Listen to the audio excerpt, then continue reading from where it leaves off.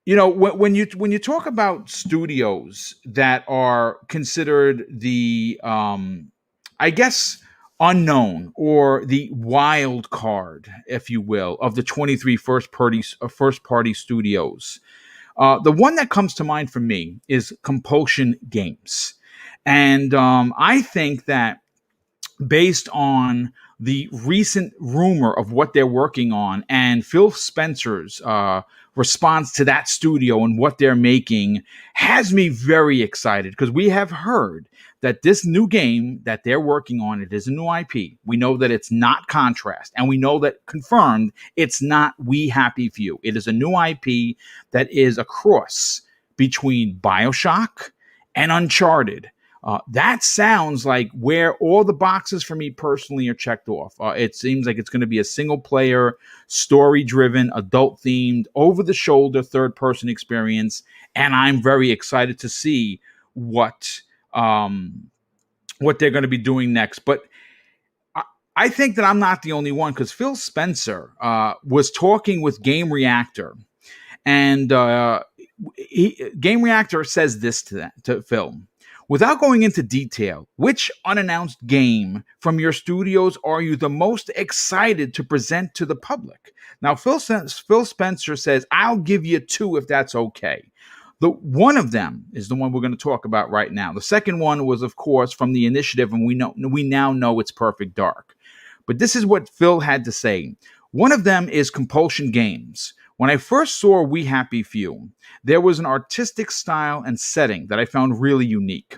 This young studio that is still growing, and they are learning the business and what they are as a team. But when I look at what they're going to do next, I love their ability to create new worlds and unique environments. It's always something fun. So without saying too much, this is one of the games I'm most excited about. Now, the rumor / leak, if you will, comes to us by a post on Reddit. Now, take all of this with a grain of salt, but it's still worthy of a conversation, simply because Idle Sloth, once again, as well as Clobriel, were talking about it, and I thought it would be a great topic for today's show, because this particular game, even though we don't know what it is rumored to be shown off very soon.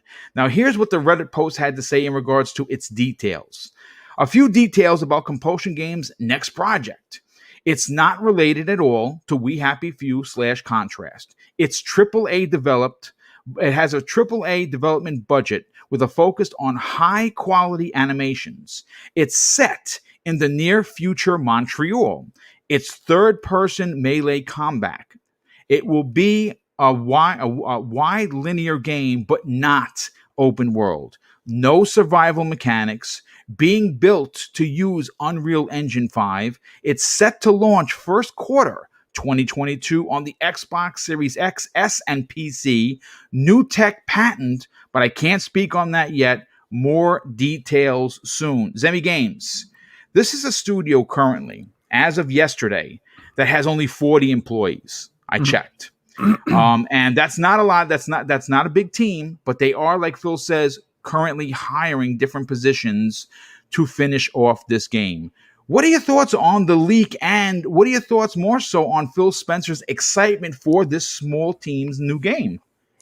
Yeah, you know what? I mean, first off, just start talking about the team size. That to me is not, like, I'm not even concerned about that, right? I mean, we've seen Ninja Theory do great things with a small team. We saw Asobo Studios create a fantastic game with a very, very small team. So I don't think that ever should really be, like, you know, the standard that we judge games on, right? But I am excited. I actually have not played any of their previous games because they always looked very creepy. I don't even know if they're scary or anything. They're scary, yeah. Are they scary? Okay, so I've avoided them for a very good. I make great decisions, guys. But the one thing I do love about what Compulsion does is their art style. It's so unique to a lot of the games that we see out. And I really hope that this art style is something that definitely transfers over to this new IP that they're working on. There's not a lot known. I mean, of course, we've heard it's like BioShock meets Uncharted. I love Uncharted, I played BioShock Infinite because I was able to handle that one. It still scared me a little bit, but I was able to do that one. And from what I've played of Uncharted, which has been the first one all the way to the third one, absolutely loved BioShock Infinite. So that really, really excites me. I just hope it's not a scary game, man. I really do. I hope it's not a horror single player game. If it is, I'm gonna have to write a letter to Phil Spencer's mother or something. You know, like a very stern letter. Like, what are you doing? Why is everything something I can't play? What's happening here? But no, I am excited. I definitely have to hear about the story and what's going on further with the game. It's great to know that they're really, really going, deep with the animations, and that it is going to be a AAA develop, game, third person melee. Sounds awesome.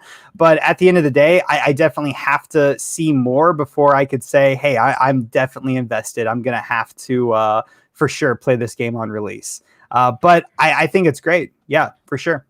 Yeah, I agree. Again, we have a suspicion that it's going to be, according to the leak, one of the games are going to be shown off at the next big Microsoft event. I hope that that's true. I would love to see what this game is actually going to be. Pong Soul, let's get your opinion on this. This comes from a studio, and again, they have. When you look at Microsoft's 23 studios, there is a lot to really like about it. And, there are no real secrets here. Like, we know what we're getting from 343. We know what we're getting from the Coalition. Obviously, the Initiative is releasing Perfect Dark. We got Fable from Playground Games. I mean, the list just keeps going and going and going. And once they start ramping up these AAA bombs, it is going to be a great time to be an Xbox gamer and B, a Xbox Game Pass subscriber. But you see, Compulsion Games, they had 2 small games. Now, depending on who you ask, Contrast was very good. Very weird, but good. And We Happy Few, I'm going to be honest with you, I was hoping it would be more like BioShock. It wasn't. I didn't dig the survival stuff, so I didn't finish the game. A lot of people enjoyed it, though. But when you hear Phil Spencer, head of Xbox, say, yup, I mean, and for complete context here, folks, he's being interviewed by Game Reactor. And they ask him an open-ended question, and he takes Compulsion Games and he puts them in the same sentence with the Initiative. That says something that they probably mean. It means that they have something special. What do you think of Phil's comments? And are you excited to see what Compulsion Games brings to the table potentially in 2022? Yeah, absolutely. Can we just take a moment and appreciate how far the studio has come in such a short period to get a mention like this from Phil? This studio started in 2009 by a gentleman. His last name is Provost. I can't pronounce his first name. It's a French name, and I don't want to butcher it, so I'm not going to go there.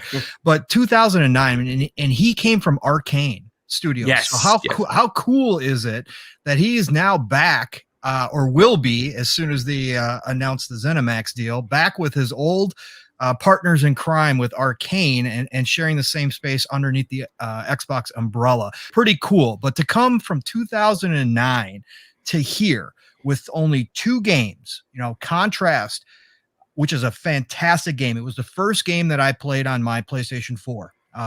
Since it was launch title with it. It sure was. Yeah, Yes. absolutely. Yeah. Absolutely amazing puzzler. But to go from that and then to create something in We Happy Few, which, yes, it did not come out the way I think most people expected it to. They probably internally would admit it wasn't. They set their goals really high.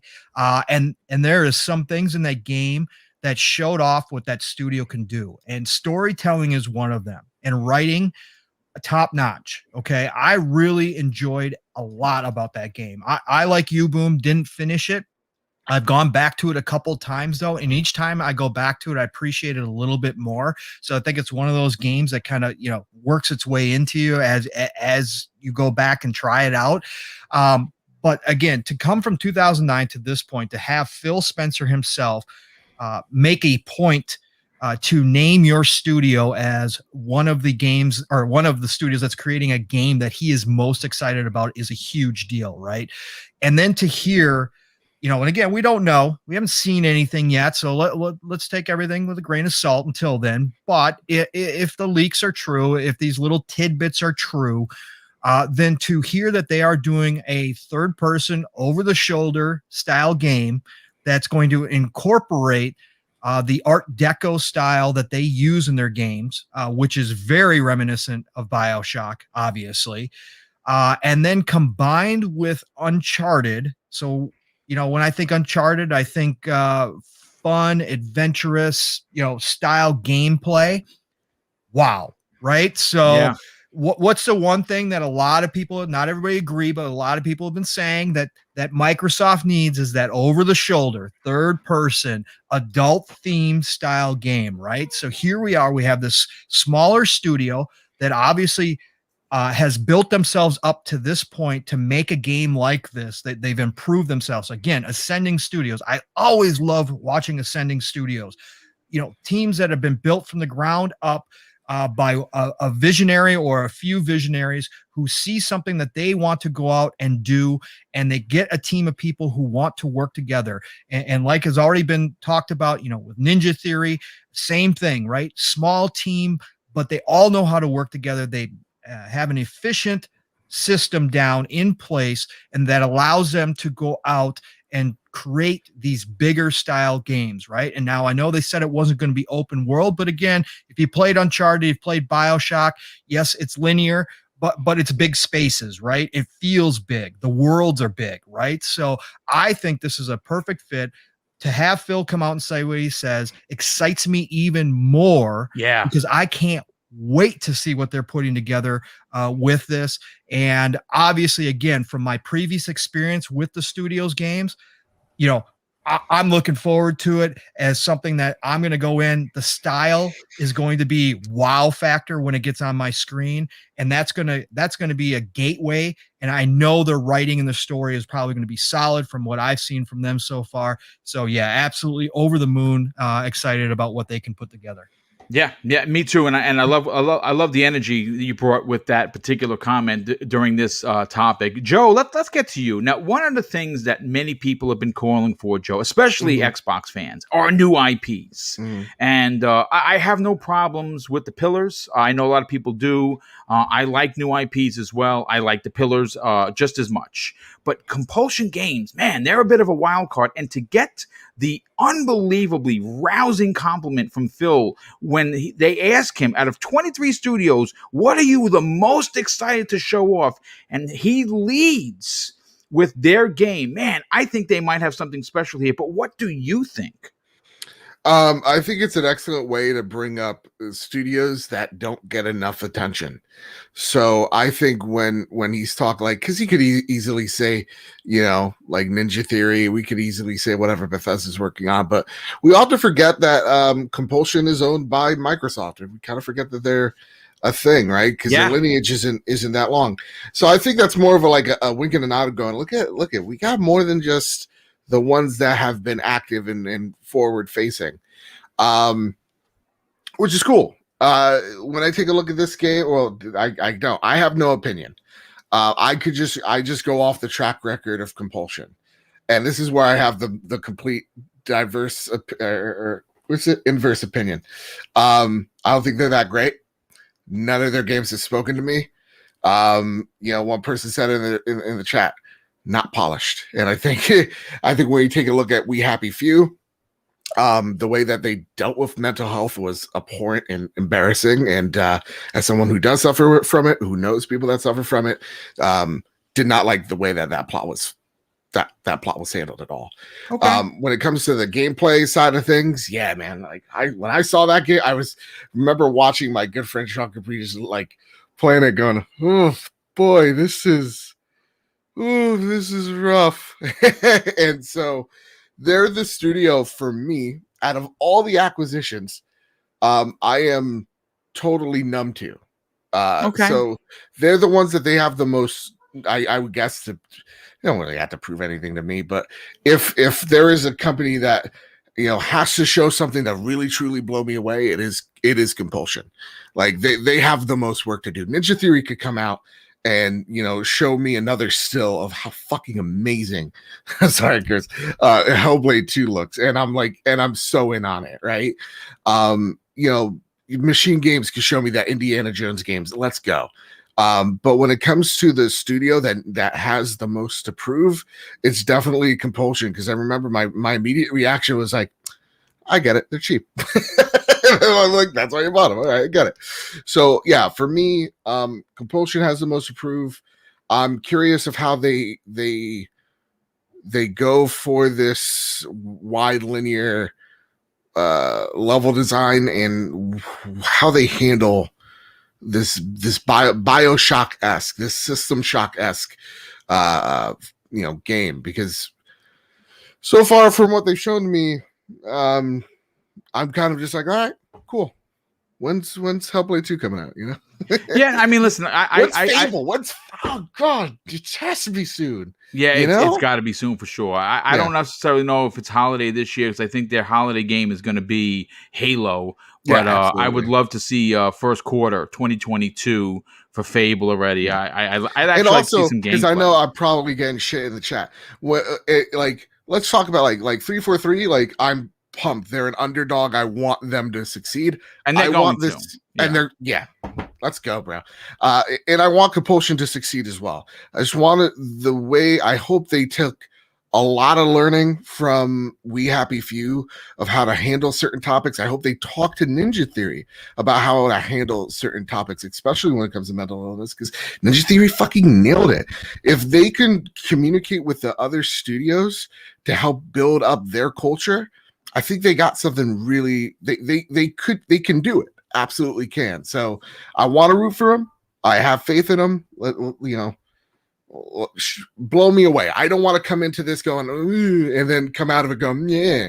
I want to come in underwhelmed and come out when they show me whatever they got over the moon. But I take Phil's word. I take it with just the grainest of salt. But okay, that's me. And again, obviously, look at that fucking chop. I'm sorry. That's so cool. Yeah, they need more levels like this for sure. They really do. Let me fly the Pelican. I'm sorry. I'm getting I agree. I absolutely agree. Let's get Boxer Bear's opinion. Now, Boxer Bear, look, this is a studio, and Joe has a reason for A, not trusting them, and B, not being happy with the way that they represented something that he's personally affected with, right? So we can totally get it. But I think that there's something to be said that Phil Spencer doesn't seem like the type to blow smoke. That's just my opinion. You can, if you're in the chat and you disagree, okay, that's fine. But I don't think that you go into an interview and you lead off with this particular team's game that we don't know what it is, but he does, and say that and then put them in front of something like the Initiative, the quadruple A team, unless there's something actually there. And I'm interested to get your opinion on this. What are your thoughts and potential theories of what they're working on?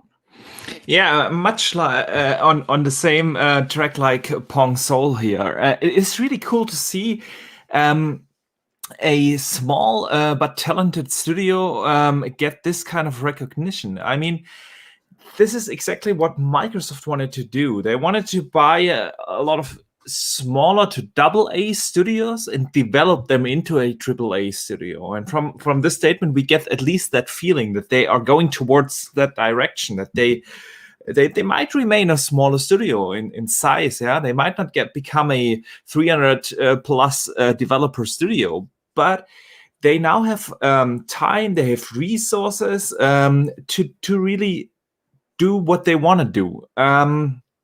They have the possibility to learn from other studios. Like Joe said, for Ninja Theory is also a smaller studio. You can learn a little bit. They are asked, how are you handling certain things and stuff like that. And for them to, at least from the statement, it looks like it that they, really do a good job, because otherwise, like you said, Phil wouldn't probably recognize them in that way. He didn't mention a Double Fine studio or something like that. He mentioned a studio that did a good job with We Happy Few. It wasn't as polished as we all hoped it would be, but that's what smaller studios sometimes have to deal with. Yeah, they don't have the time or the money. I was or going to say both. that it could have very well been the money situation, right? Like Yeah. we don't know with studio of 40 people, were they robbing Peter to pay Paul? And we don't know that. But now that they are positioned to be Microsoft first party, they basically got a bag of money dropped at the door and said, hey, listen, use what you want. And what was left over, give back. Exactly. And maybe they don't give it back. And basically every studio talked about their acquisition in that kind of way. We also heard it from the State of Decay developers. They talked to Matt Boodia about them wanting to have better technology for motion capturing and animations, and that these other and Double Fine spoke about the they are relieved to not worry about how they have to pay the salary of their employees and stuff like that. And this is exactly what happened to the Compulsion. And they are talented people. I think they have found their way from Contrast to We Happy Few. They have found their way to how to work together. Now they have the resources, and since it's been a while since We Happy Few is out, I am really looking forward to hopefully see that game or what they are working on this year. I don't think it will come out this year, but maybe we will see at E3 or whatever event they will have what the Compulsion is actually working on. Yeah, absolutely. And you know what? I'm expecting that if it's going to launch in 2022, at least the first quarter, like the rumor suggests, then it is a good chance we could see some gameplay at E3, see a big blowout of what they're working on. Let's get 3-Bit's final point on this. 3-Bit, listen, this is a studio with 40 people. They are currently hiring and looking to add to the growing studio, which eventually could, reach 100, 150, maybe even 200 people. And they do make a big AAA game. But I think people also have to realize that just because they only have 40 people, like Zemi said, doesn't necessarily mean they can't bring us a AAA experience now that they have the time, now that they have the support of Microsoft. What are your thoughts on the leak? And when do you expect this game to actually release? I think we can probably expect this game probably by 2022, 2023. And I mean, you have two studios with a lot to prove to most consumers. I would say it's Compulsion and Undead Labs. I know Gearbox didn't give Compulsion a ton of resources once becoming their publisher with We Happy Few. I really did admire the storytelling that was in We Happy Few. I think a lot of the themes of the game, for example, it reminds me of a book called Fahrenheit 451, and where people didn't want to read books because it felt like it could ruin the society. And We Happy Few has very similar like BioShock type themes, which I'm actually looking forward to in whatever future game they have. Though it's not in the We Happy Few universe. I think what I did like about the team is how much they really dive into that different style of storytelling and the creepy universe that they have going on. But yeah, I mean, I'm really, you don't need a huge team to do anything. And if anything, I think I remember seeing an interview a long time ago where they actually don't want a huge team. There are some benefits to having a small team. And there of course are huge benefits to having a huge team for AAA games. I would say the benefits for like a smaller team is a much more focused environment of where you want to go with your game. And sometimes you don't always need a huge team to make an incredible game. And I think Hellblade always comes to mind in these conversations because they did not have a lot of people. But there are other games for sure out there where I think even like Ghost of Tsushima has only like 60 to 80 people in that studio, I think. Yeah, So, they're under 100 people at that studio. Yeah. You definitely don't need a lot of people to create a quality game. But what you always do need is time. Regardless. And we know they've been quiet for quite some time. I remember when this purchase happened a while ago, I was like, that's actually it's an interesting purchase. Like it's not something I could predict. To be fair, I couldn't predict Bethesda. That was kind of crazy. But yeah, I think Compulsion, has a lot of potential, and I think if anything, Phil is just bringing that more to light. They have a lot of different studios I think people should be looking at besides the big ones. You have 343, right? You have your Obsidian, of course, Initiative, Ninja Theory, amazing studios. But then you also have Undead Labs, you have Double Fine, whatever they're working on next, and of course Rare. It's just crazy amounts of studios I'm thinking of that has the potential to just blow people's minds for sure. But yeah, like what Pong was saying, the storytelling within Compulsion is something I'm looking more forward to than anything. I know this is going to be a different genre of a game. So yeah, whatever. They are now not as restricted with Gearbox. I know Gearbox is really hammering on them releasing We Happy Few like quickly, and now they have the time. They have Microsoft's backing and blessing. So we'll see where that takes us. Yeah, absolutely. And you know something I'm looking forward to, and again, I think that there is something to be said about the way Phil Spencer talked them up. I don't think he's doing that because he wants people to know who the makers of We Happy Few are. I think he's doing it because he generally sees something that's special. And for all we know, folks, this could have been the reason why they were purchased. Maybe they approached Microsoft, or Microsoft approached them and said, "Hey, listen, we're looking to build up our first party umbrella. Would you like to be a part of it? Oh yeah, well, this is what we're currently working on. This is the game we have in the works. We just don't have the money. Okay, we're going to buy them." It could very well have been that. We've heard that more times than not, that Microsoft did in fact buy a studio because of what they were working on behind the scenes. And again, we'll know in a couple of months, obviously, as we get closer to E3. Hopefully that's one of the games that we get a chance to see. But I want to move on to the final topic, and this is the big one. I saved the biggest and best for last, but before we do, I'm going to thank a couple of people. First of all, Michael Kullick once again drops an outstanding and very generous additional super chat of $5 and says, acquisition announcement of Compulsion at the time definitely left me with a question mark over my head. And hopefully we'll see again at the end of the year, or the middle of the year, when they potentially show this off. Maybe we'll all be ultimately surprised.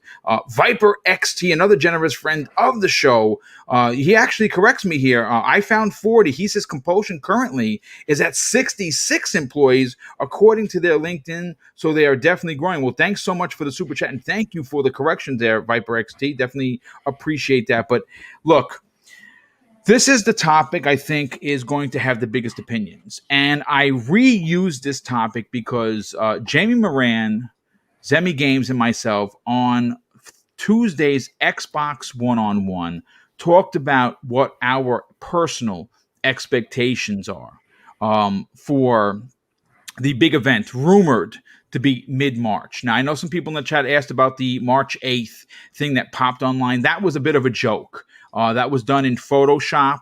As a matter of fact, I think whoever did it, it might have been Clobriel that did it. Yeah. You saw it's completely said, it said Photoshop. So it was meant as a joke. A lot of people ran with it. That show is coming. It's coming mid-March. We just don't know when. And we get that information from Jeff Grubb of VentureBeat, who talked about it on one of the podcasts he's a part of. And he says that he believes that it is going to be mid-March. We just don't know what they're going to talk about. So I'm going to go, Zemi, again, I'll come back to the back end of the panel. Yeah, sure. And if you want to, reiterate anything or change what you said earlier. But Joe, I want to start with you first. Yeah. This event is going to have the world's eyes upon it for a lot of reasons. We're starting to see that, as a matter of fact, for a good cause, the fine folks at Bethesda are donating all of the charity money they're collecting, what you can bid on to potentially win a Series X. All of the games from Bethesda, as well as Starfield, and actually be a part of the game, which design a character for the game, which is pretty dope. What are your personal expectations and thoughts and theories for what we're going to see at this rumored event in mid-March for Bethesda X Xbox? I think we're going to finally, oh God, thank goodness, put to rest how exclusivity is going to work with Bethesda, how independent they are, and then we're going to get, so you're going to have Todd Howard out there, like, in front of a big giant screen, like, cracking jokes, looking attractive. I don't know what it is, but maybe it's a leather jacket. But he's just suave. That's what it is. So, like, you're going to get him out there. He's going to tell a few jokes about Fallout 76. We're all going to laugh. And then he's going to be like, so this is how we're impacted, by the sale of Xbox, and it's not little, and we're still going to make our games. But again, and if they're going to shortchange PlayStation gamers, I think the way they're going to sell it is like, and this is why we joined Xbox. This is why we're exclusive, because now we can put our games on literally any device. We can work in tandem on cloud gaming that we have a belief in, yada yada yada. And then he's going to show like all the games of Bethesda and all their acquisitions they've made. You're going to see them either day and date, like a whole bunch of them on the service, or just all of them bam right there on Game Pass. And then you're going to talk about Starfield, which honest to goodness, I'm going to say something very controversial. I don't know why anyone's excited for it. We haven't seen anything. I just haven't seen anything. If I see something, I'll get excited. I can make a judgment. All I've seen is like a satellite. Has Todd Howard ever made a bad game? Yes. Okay. Fallout 76 does wasn't not made count. by him. I know. I said Fallout 4 is not 76 good. wasn't made by You don't like Todd Fallout Howard. 4? No. Oh wow. It's subjective. I know, This man has his opinion. I mean, that's not to say that he's not wrong. He just has opinions.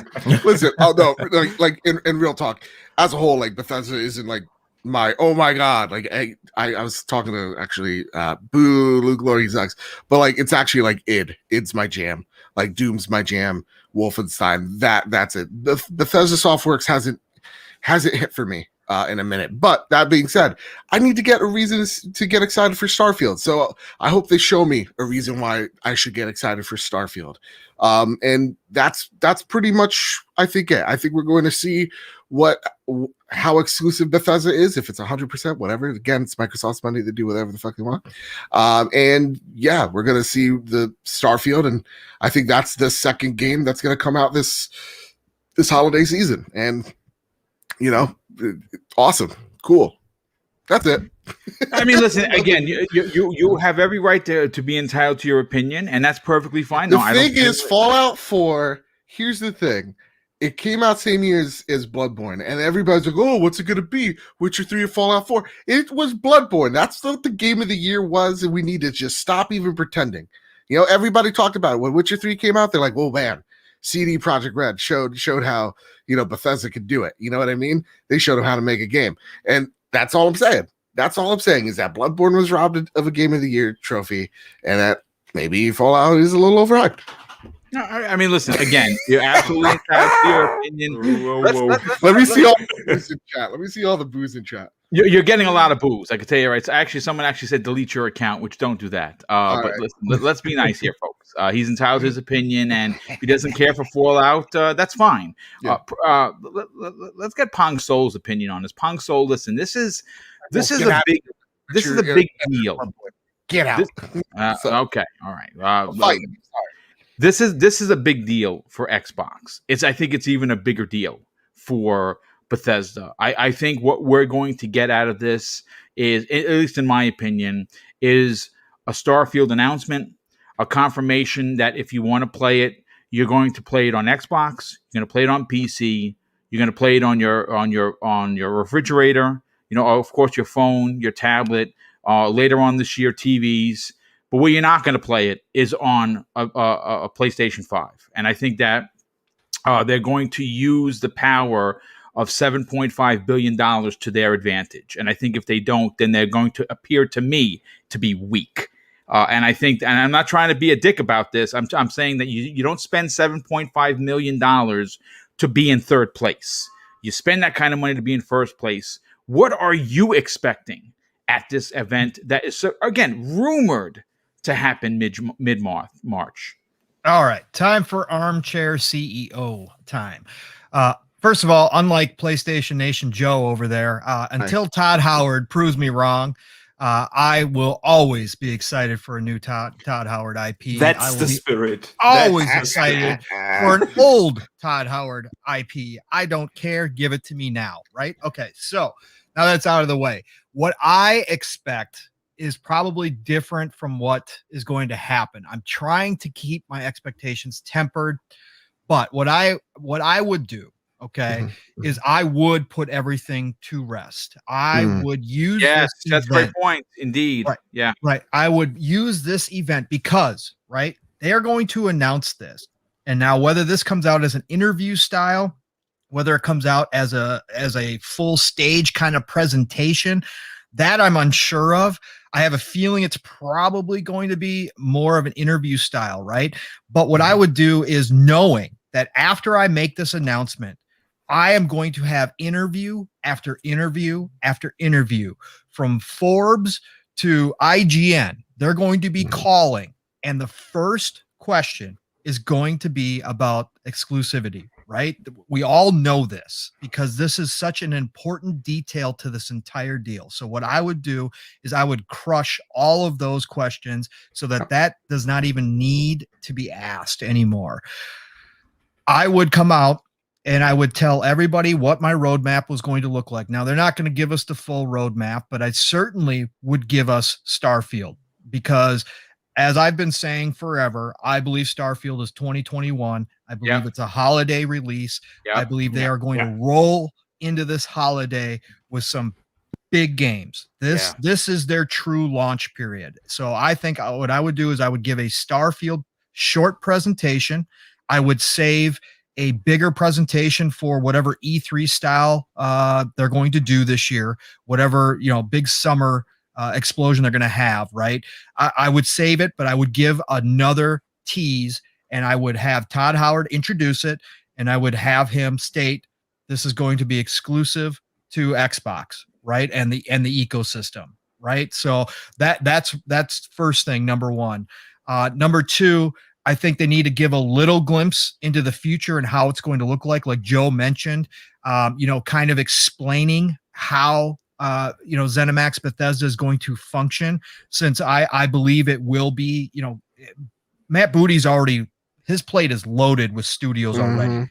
So I think buying, and I think they mentioned this in the initial interviews, that buying a ZeniMax that already has, as a publisher, a track record and a system in place for all of their studios, they can continue to run themselves autonomously and just report to Phil directly, right? And obviously with Phil and Todd being best friends outside of the industry itself, that makes it an easy transition, right? So they're going to be able to do that. Now, what I think will happen is I think that we are going to get a big announcement, obviously celebrating this purchase for what it is as one of the biggest in the industry and ground shaking. And I think that will be definitely made as a main point of this introduction. And I think that they will give a little glimpse into things. I think at the end of the day, I think there are still going to be people unhappy with how much they talk about exclusivity. I have a feeling, a nagging suspicion, because things can change so quickly in this industry, that I don't think that they're going to want Phil, especially, lock himself down into something, because he has taken heat previously for a lot of comments he's made where he's kind of backed himself into a corner. I think he's going to shy away from that a little bit this time. I think they may, obviously announce Starfield as an exclusive, but other games, I think they're still going to leave open for interpretation, which is going to make the community aflame with speculation. But I think they're going to wait and see what happens going forward until they lock themselves into that, especially with games that may be unannounced that we don't know about. There might be some smaller IPs that teams are working on that they may already have plans to test the water elsewhere, just because. I don't want to see that. I want to see it locked down completely, just from a business standpoint. Again, personally, for me, it doesn't matter. I know I'm getting them Game Pass day and date. So I don't care. That's beautiful. Just from a business standpoint, I like to see them lock it down, just to drive people over to this ecosystem. Yes. But I think, like I said, for me personally, I'm tempering my expectations with this because I want to see a full blowout, like Joe was talking about. I want to see it all. I just want to see it done and over with, and no questions afterward. I just don't think we necessarily going to get that, but I do expect a big celebration of what's happening here and why it's so important for Microsoft going forward. The reason why I think, Pong, that they're going to say it's going to be exclusive or not, I think they do want to end that conversation. Yeah. And I think they want to just, it's either where, here it is, or they just say, hey, this is a case by case basis that we're doing this, or hey, we're honoring the contract, the current contracts. And then that's it. All these are exclusives. And if they've made that decision, Joe, I don't doubt that they do that. I mean, if they've made that decision and that is their concrete decision and everybody's on board, then I can see them doing that. But they don't own the company yet, so they can't really, But Todd. The thing is, pardon me for interrupting here. The thing really is, they want to get that controversial discussion out of the way for their E3 event. If they reveal whether it's exclusive or not during E3, everyone will be talking about that afterwards. And that's not what they want. They want that discussion out of the way, and that's why I also think they will definitely announce that. Well, you know what, Boxer Bear, I do want to go to you next, simply for two reasons. One, I value your opinion very highly. But two, you did a video regarding this exact subject. And you and I are both in the same camp where you don't spend $7.5 billion to allow your competitor to allow their gamers to not play on Xbox, but to play on PlayStation. Because here's the thing, and I'll reiterate this. I've said it 100 times, and I'll say it 100 more.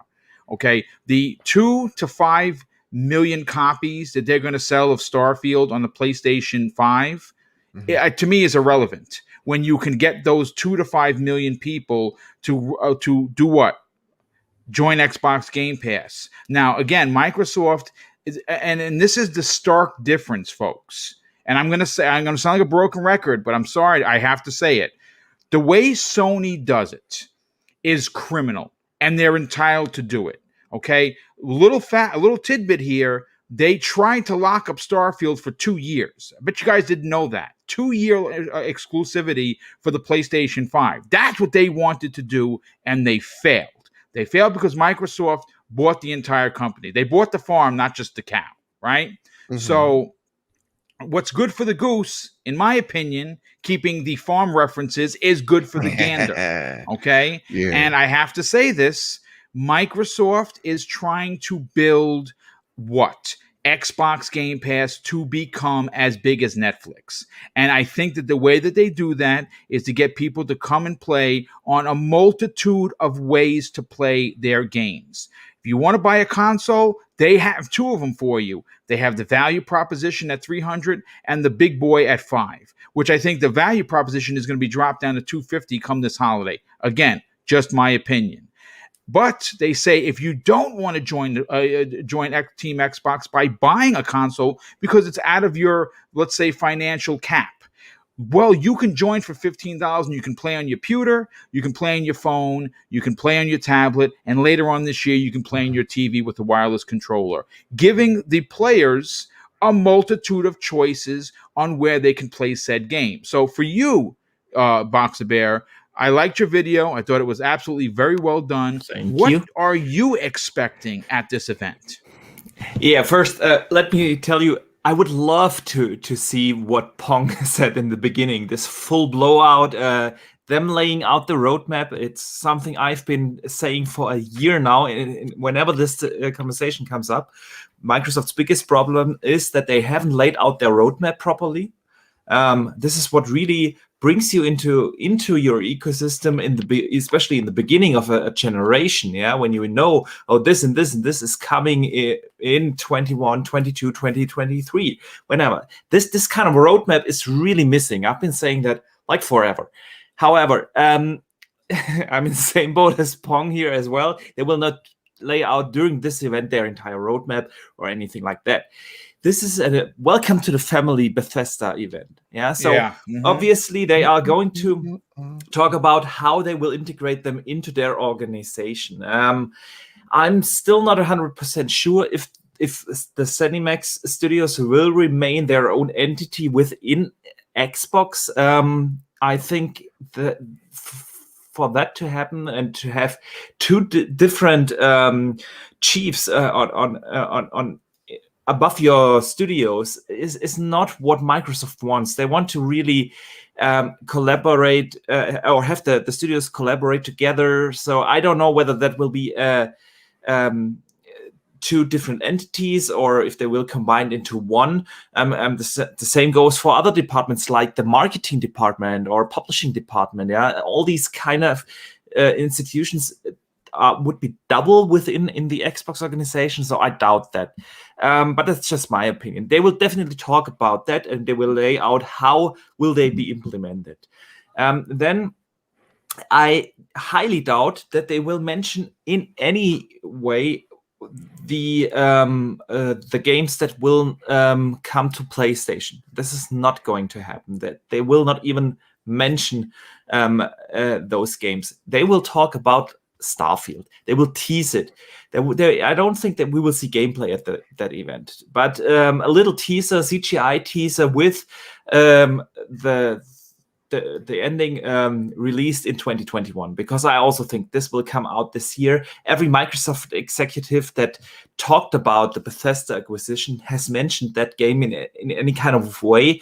So that really tells me that this is their first title that they want to present to the world. This is now an Xbox title, and I'm in the same boat with you, Boom. It's going to be exclusive to the Xbox ecosystem. Then we also know that either this year or next year we should expect the next Wolfenstein game, the third entry in the trilogy. Because they have already announced their next game from Machine Games. Is Indiana Jones. Exactly, Indiana Jones. And because they already had one extra year in their development cycle, because all the other Wolfenstein games have been developed in 3-year cycle, and now they have already a 4-year cycle. I think this could be either a surprise title for this year or a spring 2022 title. So maybe they will tease that, not with gameplay, again with a CGI trailer or something, but this is the other game I could see them talk about. What else do I think could happen? The thing here really is E3 is in June, and we know we will get a big event in June, but there are a couple of games coming up until June or right after that, because we know a couple of AA games from Xbox, like the Ascent, like the Microsoft Flight Simulator. Well, this is obviously a AAA title or something in between. I don't know. We know Second Extinction is coming, Bright Memory Infinite is coming, and we know about Crossfire X. The campaign is also due to come out this year. They have a lot of games. A lot of people don't. People sleep on Xbox in 2021. Xbox has a way bigger 2021 than people give them credit for. This is really the thing. Now, and now what? Follow my train of thought. The problem is all these games that I mentioned will most likely come out before the fall season starts. So those are titles that will come to latest, let's say, August. Yeah. So they cannot start to advertise all these titles in June or July when we will have the E3 event. They have to start to talk about those kind of games, the Crossfire X campaign, for instance, earlier. And with them announcing now Bethesda is in our family, this is our plan, and here is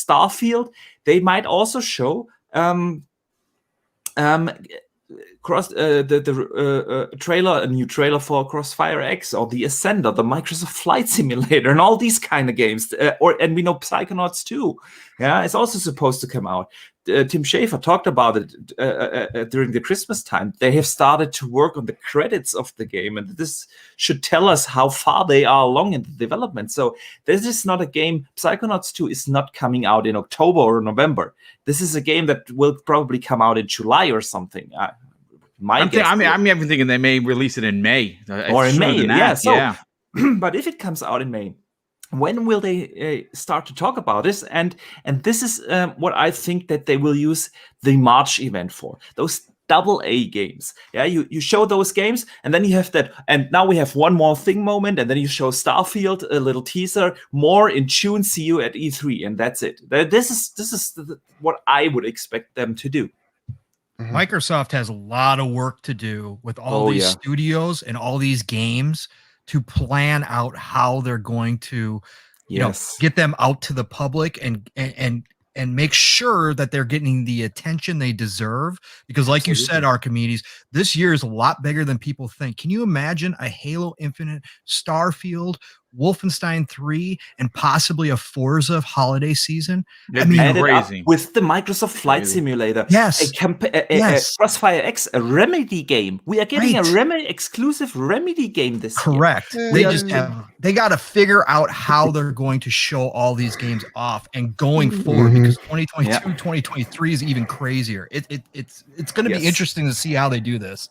Yeah, it's an absolutely fantastic point, because we know that we will get like 5 to 6 bigger games per year. So that's every other month we get a new Xbox game, and now you have all these usual delays and stuff. Yeah, you cannot plan. And this month and in 2 years we will get this game. Yeah, it might just slip 1 or 2 months, but then you are in the competition of another Xbox game that is scheduled to release that month. This is really going to be interesting to see how they will handle that. Yeah, I agree. Somebody's breathing. I think it might be Bad Bit into the mic. It's rather loud. Sorry about that, Mr. Bad Bit. I was getting too excited. Yeah, you maybe, but you know what? No, it's this goddamn RTX voice. Let me fix that up. Yeah, it's too sensitive. Yeah, it's sensitive, and also makes your mic a little loud as well. You know, this thing. One sec. All right, we'll come back to you in a second. 3-Bit, before I get to you, brother, the super chats continue to come in, which is just mind-blowing. The generosity of people just completely humbles me every time. So let me catch those super chats, and we'll get to your opinion on this. Viper XT, generous friend of the show, drops an additional $5 super chat and says, I'm right there with you, Joe. I'm excited to know what Starfield is, but don't know anything about it to be excited for. Pixelbit G, generous friend of the show, also drops an outstanding $5 super chat and says, Starfield is so trash. Sony tried to money had it. We love you, Mr. Bad Bit, but slander. Boo. Real talk. I wanted to wait for this comment, and I hope my mic sounds a little better. Yeah, it's better. I wanted to make this comment. I don't care how much if Sony what Sony tries to make exclusive or whatever. Like, for example, if you guys want the truest hot take, Ghostwire Tokyo to me looks like shit. So I don't know about that. It looks awful. I'm kind of digging that. I mean, but I'm also an anime fan, so maybe. And PlayStation bought that. So what does that make me? You know what I mean? No, I mean, listen. Again, we're not gonna get into the minutia of that. But let me continue with the super chats. Y9 Power, a generous friend of the show, drops an outstanding and very generous $10 super chat. And he says, "Humans as a whole crave uniqueness. When games buy a console, PC, or portable, they do not want to buy their device in vain. With that mindset, there will always be discussions of exclusives." Indeed. Michael Kullick, wow, dude, he drops an additional $25 in super chats too.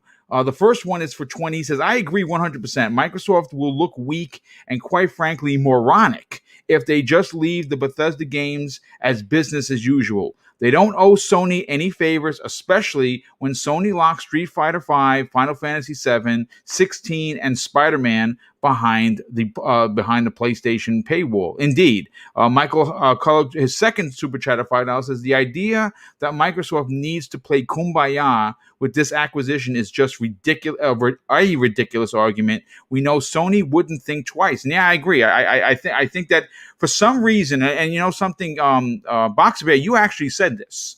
You said, why is it that in every conversation, Nintendo can have exclusives, PlayStation can have exclusives, but Microsoft has to share? And I think you're onto something. And I think there's something to be said about that. But 3-Bit, let's get your opinion on this. See, this is going to be a big show for a multitude of reasons. And this panel has completely knocked it out of the park as to why. But I want to get your opinion and hot take on why this mid-March event is going to be big for both companies. Yeah, I mean, there's a lot of games in the lineup, and I think that's been something that's been reiterated on the panel. So I think they should make it clear about what their plans are, and I think they'll probably do it in a subtle way, where if you want to play ZeniMax games, you can play it through the Xbox ecosystem, which means if you want to play Starfield, you can play it on PC, the series consoles, or through the Android app. And one another additional option, we are introducing the Xbox Stream Stick, where you can plug an HDMI into your TV. Right? Yeah, no, you're right. You're onto something. Yeah, so many options there. So I think that if there is any type of backlash, they could be like, hey, you already have so many options to play these games. So I think they're definitely going to want to lay out some roadmap like we've been talking about. And I think laying out their roadmap is important for people to move forward and really start to appreciate the massive amount of games that are about to come to the Xbox platform. The media is really used to PlayStation being the lead platform of exclusive deals, and it's going to be really interesting to see sort of the shoe on the other foot.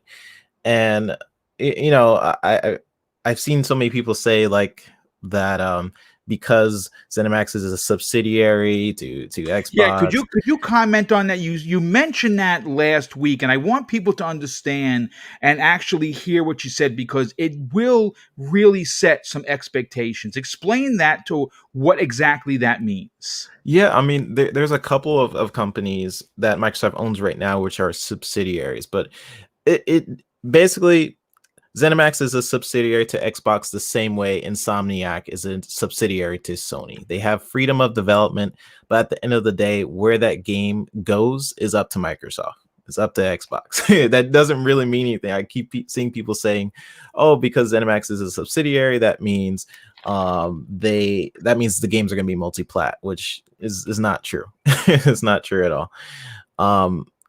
But what we can kind of this is a good time frame for Microsoft too, especially this year. We're getting Halo Infinite and Crossfire X, like Archimedes was pointing out. But there's also some of these other games that could potentially just be shown or at least teased. We still have Fable somewhere out there, maybe whatever ID is working on, maybe another Doom of some sort. There's just so much potential with this company, and Microsoft is definitely in a good position right now because of certain games being canceled with Sony. We have Ratchet coming for PlayStation, which is going to be great. I'm really looking forward to that game.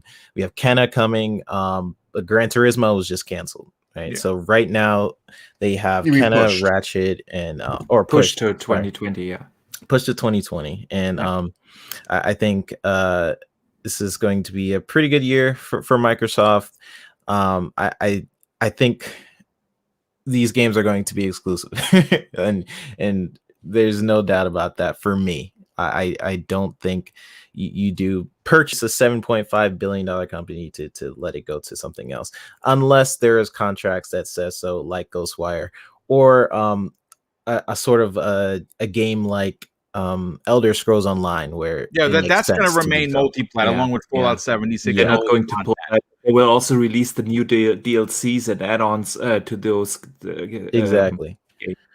Like that game makes sense to go to multi-plat, in my opinion. Everything else, I don't really see it going on other platforms, especially if their goal is Game Pass and they want to bring people to Game Pass. Unless Game Pass is on PlayStation or a Switch, then it makes more sense if those games were to go to PlayStation. If those games were to go to Switch, it makes sense if Switch had Game Pass of some sort, which we sort of heard some things about over the years. Yeah, they were. And if Game Pass was on PlayStation, if it's not promoting Game Pass in any other way, I don't really see it coming to other platforms, because that seems to be their goal of creating this sort of Netflix service for games on the Xbox, and it's definitely innovative, and we already see Sony sort of trying to do something similar with PS Now and try and grow PS Now to a certain extent, especially when PS5 launched. But we'll see. There's so many games that could be announced, and not only E3 but even in the March event. But I think what they have to do before they announce any of those cool games coming up, like State of Decay 3 and possibly Fable and all these other games, they have to make certain things clear to the media. Yes. They have to deal with the media first Yeah. before they announce all these games. So that's what I think. All right, so you know what? We got everyone's opinion. Zemi, let's get your final thoughts on this. Do you want to add anything to the conversation that you did talk about on Tuesday? I think that there is one thing that for sure needs to be added. And after Todd Howard has been just attacked by Mr. Badbit, I think that we all should have a moment of silence for Todd Howard, our savior. Without laughing, a moment of silence, like 5 seconds, okay? You know what? Let's do that, folks. A moment of silence for our Lord, or should I say, Zemi's Lord and Savior, the leather-wearing Todd Howard. Yes, please.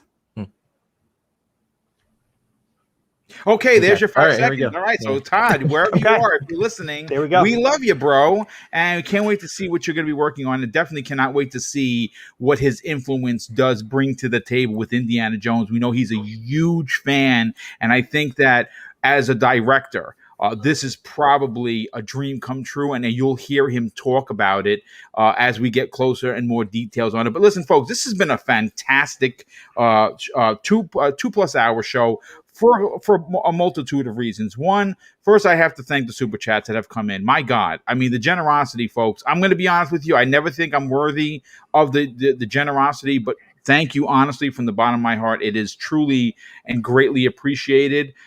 We got over 425 people in today's show, which is awesome. And obviously, we broke 6,000 views on the last Xbox Factor podcast, and it seems like the views are coming back in a big way.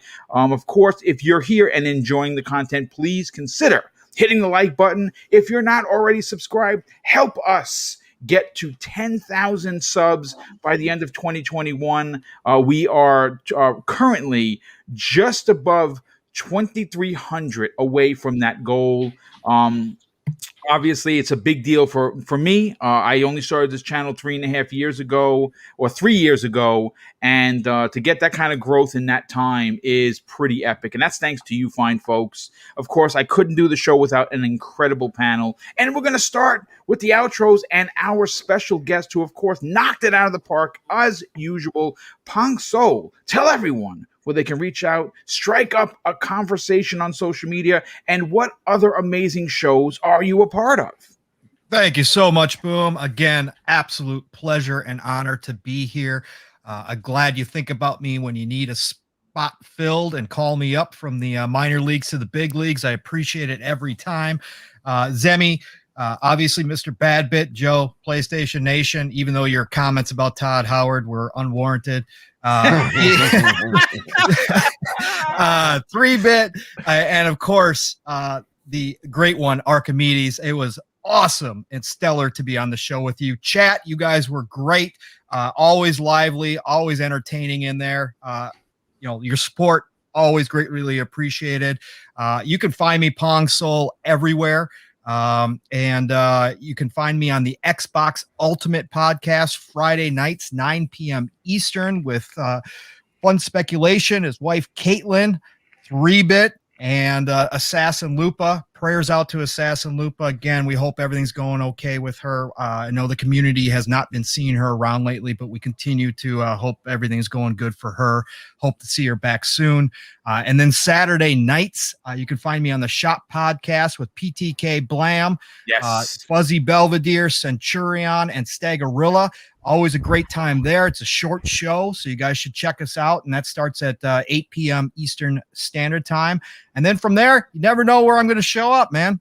I just, here I am again. So 2021 continues to be a crazy tour for me. So appreciate you all. Thank you again. Thanks for being here, brother. And you're definitely going to get the call on future episodes. Love having you a part of the show. Zemi Games. Yes. Why don't you tell everyone about the Constant Gamer? This is a website, folks, that does what you're supposed to do in gaming media. Tell the truth. Speak from the heart, but also contain factual information. This is an up-and-coming site that Zemi started. I like to consider them one of the top-tier sites that I personally go to get news. They're right up there with lordsofgaming.net, and I love what he is doing over there. Tell them more about Zemi and where can people reach out and strike up a conversation. Yeah, so absolutely. So constantgamer.com is a website that I've been working on for quite a little bit now.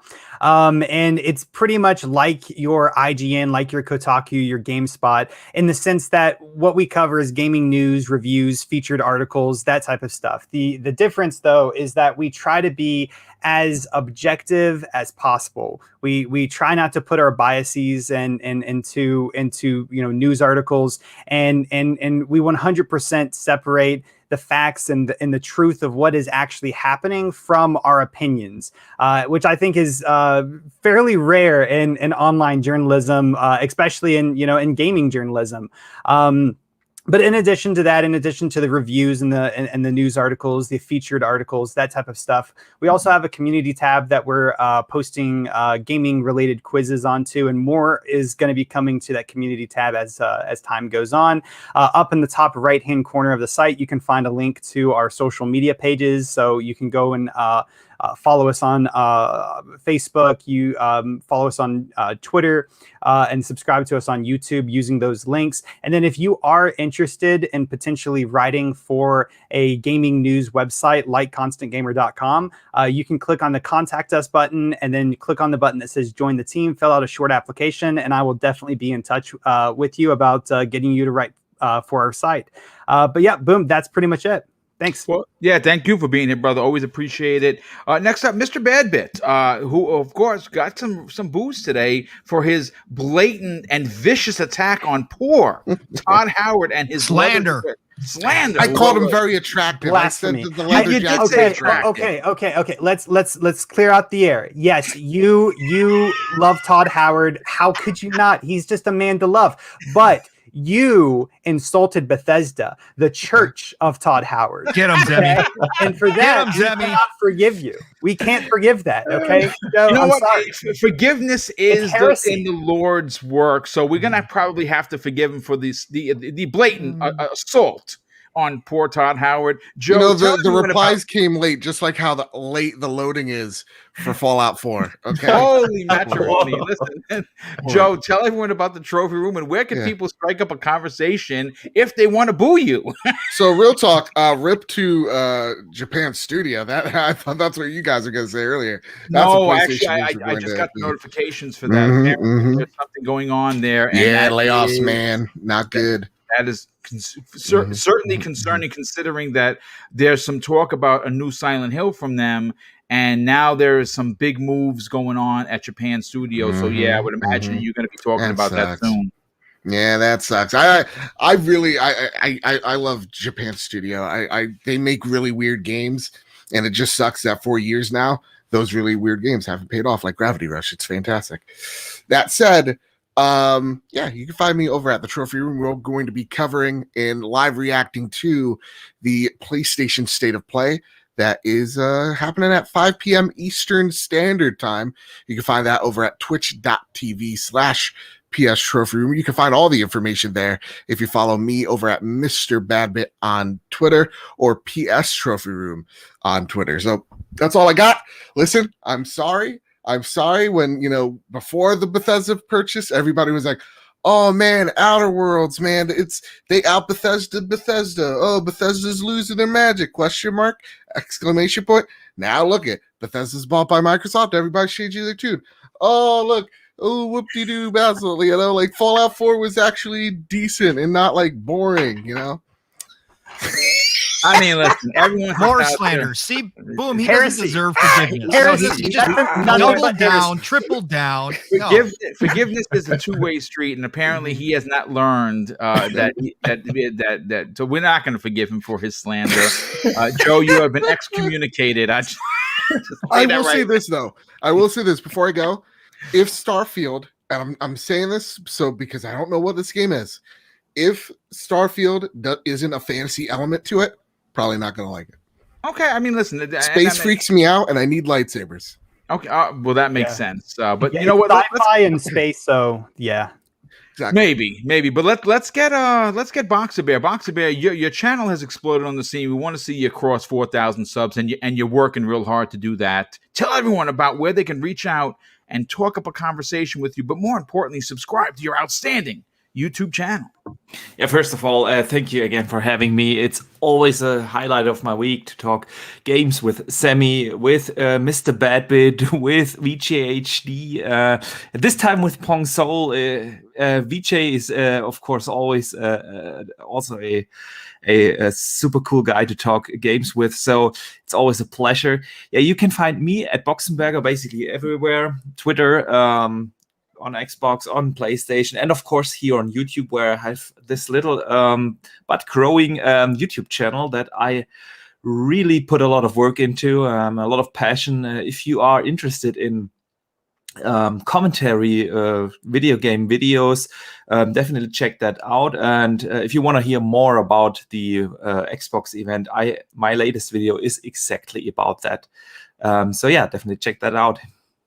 Yeah, that was a great video, and I definitely suggest you got over, not only check out the video, but subscribe to his YouTube channel. And last and no way least, the ultra-talented and award-nominated 3-bit. First of all, dude, thanks so much for being a part of this panel each and every week. But more importantly, tell everyone about what you got going on. Where could people reach out to you, strike up a conversation, and more importantly, where could people sub your YouTube channel?